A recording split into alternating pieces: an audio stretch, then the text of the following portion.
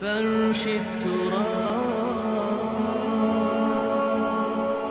يضمني. عالم اسلام میں سے عالم عرب ان کے شکنجے میں جا چکا.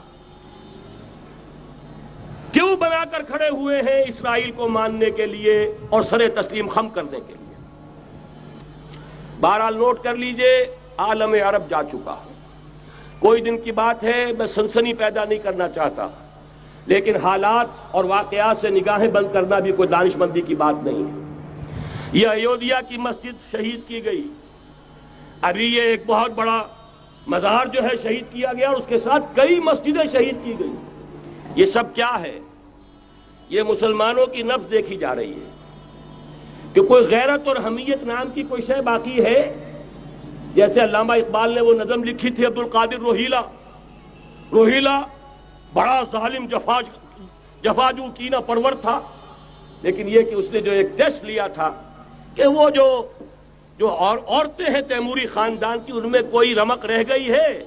معلوم ہوا کہ نہیں، کہ غیرت نام تھا جس کا گئی تیمور کے گھر سے، ختم، غیرت نکل گئی. اسی طرح ایودھیا کی مسجد، اب چرار شریف، اور یہ کوئی دن کی بات ہے کہ اب مسجد اقصی کا نمبر آیا کہ آیا. اس کے لیے پوری تیاریاں ہو چکی ہیں.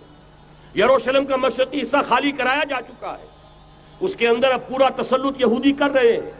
یہاں تک کہ اب کے یاسر عرفات صاحب نے بھی کچھ نہ کچھ جو ہے احتجاج کی بات کی ہے، حالانکہ اب تک ہر بات مان کر منقار زیرے پر تھا. لیکن یہ کہ ایک وقت آتا ہے آخر کار اسے بھی کچھ بولنا پڑ گیا ہے. لیکن یہودی اب پیچھے قدم ہٹانے والا نہیں ہے. ان کا تھرڈ ٹیمپل، تیسری مرتبہ ہیکل سلیمانی تعمیر ہونا ہے. نوٹ کر لیجئے، ان کے لیے وہ وہی کچھ ہے جو ہمارے لیے کعبہ ہے. ان کے لیے ہیکل سلیمانی بالکل وہی حیثیت رکھتا ہے جو ہمارے لیے کعبہ. وہ ہیکل سلیمانی ایک مرتبہ پہلے نبوکدنضر کے ہاتھوں مسمار ہوا، پھر سن 70 عیسوی میں ٹائٹس کے ہاتھوں مسمار ہوا. سن 70 کے بعد آج 1995 میں کتنے برس ہو گئے؟ پورے 1925 برس ہو گئے کہ ان کا کعبہ زمین بوس پڑا ہوا ہے. اب تک تو ان کا بس نہیں تھا، اب تو بس ہے کہ نہیں؟ اب ان کی حکومت ہے کہ نہیں؟ اب شاہ حسن ہو چاہے شاہ حسین، ان کے نوکر اور چاکر ہیں یا نہیں؟ اب انہیں ڈر کس کا ہے؟ لہذا کوئی دن کی بات ہے مسجد اقصی شہید ہوگی اور ٹیمپل کی تعمیر شروع ہوگی. یہ تو بہرحال ایک نقشہ ہے. اگلا نقشہ آپ کو بتانا چاہتا ہوں، ایک دوسری تصویر ہے. یہ تصویر ہے زمینی، ایک تصویر ہے آسمانی.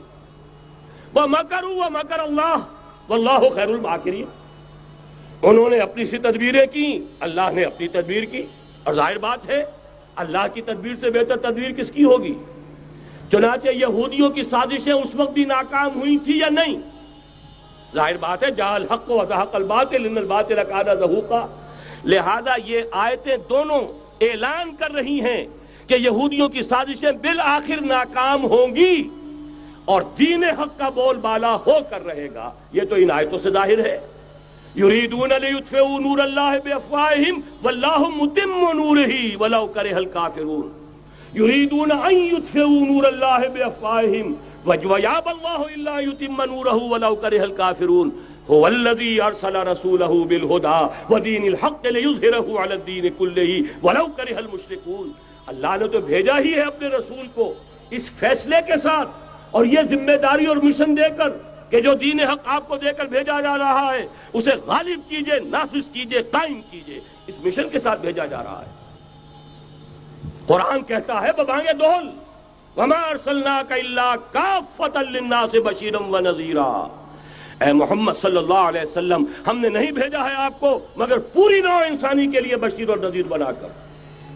تو جان لیجئے کہ یہ مقصد بعثت محمدی صلی اللہ علیہ وسلم بتمام و کمال اس وقت پورا ہوگا جب کل عالم انسانیت پر، کل روئے ارضی پر اللہ کا دین اسی طرح غالب ہو جائے گا جس طرح کہ محمد رسول اللہ والذین معہ صلی اللہ علیہ وسلم ورضی اللہ تعالی عنہم اجمعین، ان کے ہاتھوں سے، ان کے ایثار سے، ان کی قربانیوں سے، جن کا نقشہ آپ کے سامنے مولانا کھینچ چکے ہیں، ان کی احسان، ان کی قربانیاں، ان کی محنت، ان کی جفاکشی، ان کی سرفروشی، ان کے جان تن من دھن لگا دینے کے نتیجے میں جیسے اس وقت غالب ہوا تھا، کل روئے ارضی پر غالب ہوگا، تب کہیں جا کر مقصد بعثت محمدی مکمل ہوگا۔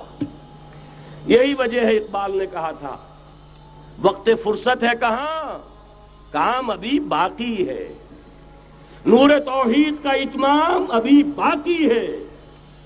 لیکن ساتھ ہی خوشخبری بھی دی تھی، یہ چمن معمور ہوگا نغمہ توحید سے، آئے گا وہ دور، یہ چمن معمور ہوگا نغمہ توحید سے، لازماً آ کر رہے گا۔